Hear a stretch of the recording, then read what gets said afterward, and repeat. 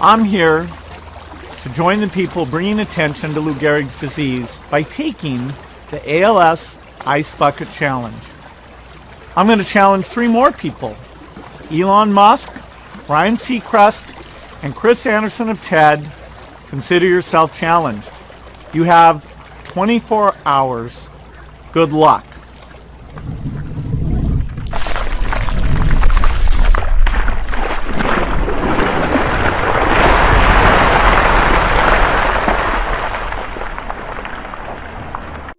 When I started Microsoft, I didn't think of it as all that risky. I mean, I was so excited about what we were doing. It's true I could have gone bankrupt, but you know, I had a set of skills that were highly employable, and in fact, my parents were still willing to let me go back to Harvard and finish my education if I wanted to. You've always got a job with me, Bill.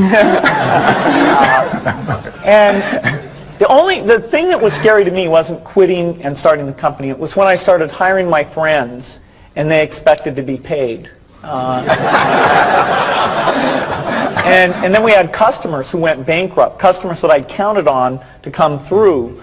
And so then I got this incredibly conservative approach that I wanted to have enough money in the bank to pay a year's worth of payroll, even if we didn't get any payments coming in. And you know, I'm almost true to that the whole time. We have about 10 billion now, which is pretty much enough for the next year. Anyway, you know, if you're going to start a company, it takes so much energy that you know it better overcome your feeling of risk. I don't think that you necessarily, if you're going to start a company, should do it at the start of your career. I think there's a lot to be said for working for a company, learning how they do things. You know, if you're young, it's hard to go lease premises. They made that hard for me. You couldn't rent a car when you were under 25 at the time, so I was always taking taxis to go see customers. And the people would, you know, people say, well, we're going to go have a discussion in the bar. Well, I couldn't go to the bar.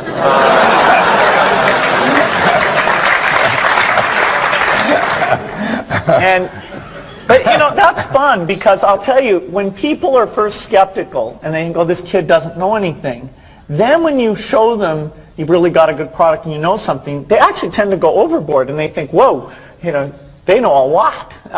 Let's really do an incredible amount with these people. So our youth, at least in this country, was a huge asset for us once we reached a certain threshold. It's hard to hire older people because they'll be a little bit conservative about whether they should come and take the risk. And it took 3 or 4 years before we could go out into the normal sort of employment pool. But those problems that come with starting the firm, you better think of those as part of the pleasure, part of the challenge that is part of the excitement. I want to thank Harvard for this honor. I'll be changing my job next year, and it will be nice to finally have a college degree on my resume. I applaud the graduates for taking a much more direct route to your degrees. For my part, I'm just happy that the Crimson called me Harvard's most successful dropout.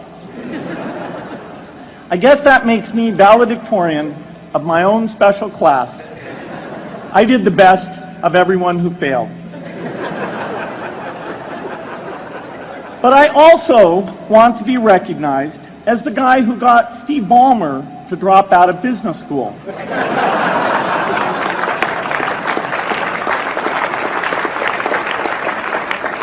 I'm a bad influence. That's why I was invited to speak at your graduation. If I'd spoken at your orientation, fewer of you might be here today. I'm in meetings a lot. My calendar gets very full with those, and then at night, after the kids have gone to bed, I'm on email a great deal. I get messages during the day. That's my chance to give long responses. And then over the weekend, I send a lot of mail as well.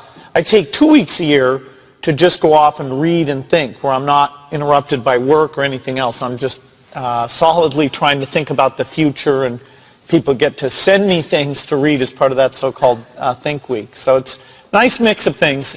about 25% of the time then I'm out traveling around, meeting with customers, Europe, Asia, and that sort of helps me think, okay, do we have the right priorities? What are people responding well to, and what would they like to see us do better? Hello, I'm Bill Gates, Chairman of Microsoft. In this video, you're going to see the future, Windows. Microsoft first came up with the Windows concept back in 1983. And today, the leading software users have switched into the Windows environment. It's really incredible how quickly our powerful applications like Word and Excel and PowerPoint have been adopted. It's not just Microsoft applications. Even companies like WordPerfect and Lotus have now come out with Windows applications. And every week we see new innovative work. It's really attracting all the innovation in the industry. We predicted this a long time ago, and now it's the future. The key point there is you've got to enjoy what you do every day.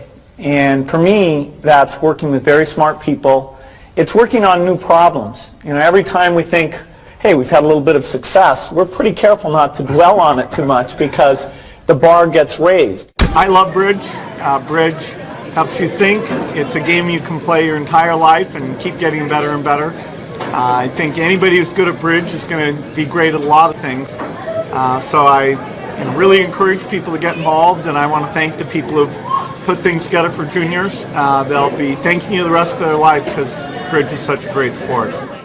I talked to my dad, I talked to Warren, I talked to my wife Melinda.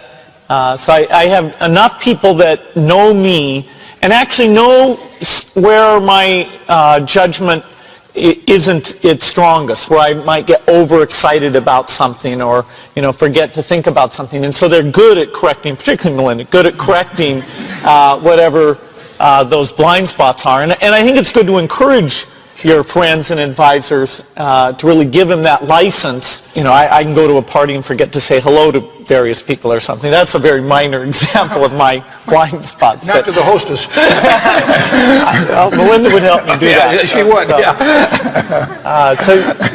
So, a small number of people that you can turn to on certain key things is a great asset. My best business decisions really have to do with picking people. Deciding to go into partnership with Paul Allen is probably at the top of the list. And then subsequently hiring a friend, Steve Ballmer. And having somebody who you totally trust, who's totally committed, who shares your vision and yet has a little bit different set of skills, and also acts as a check on you. Some of the ideas you come up with, you run by them because they're going to say, hey, wait a minute. Have you thought about this and that? And just, the benefit of sparking off of somebody who's got that kind of brilliance, it's not only made it fun, but it's really led to a lot of success. So picking a partner is crucial. I had one habit that I developed when I was at college that was actually a very bad habit, which was I like to show people that I didn't do any work and that I didn't go to classes and I didn't care. And then at the very last minute, like 2 days before the test, I'd get serious about it.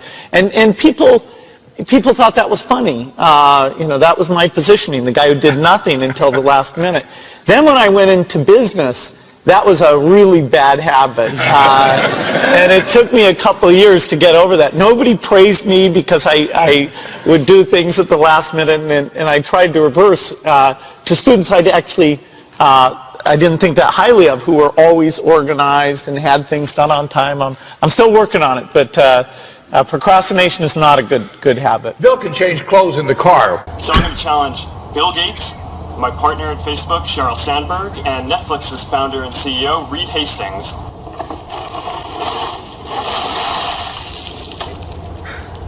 I'm glad to give to ALS. It's a great cause, but I want to accept this challenge. I want to do it better than it's been done. Been working on this, got this design. There we go. Yeah. It's going to be great.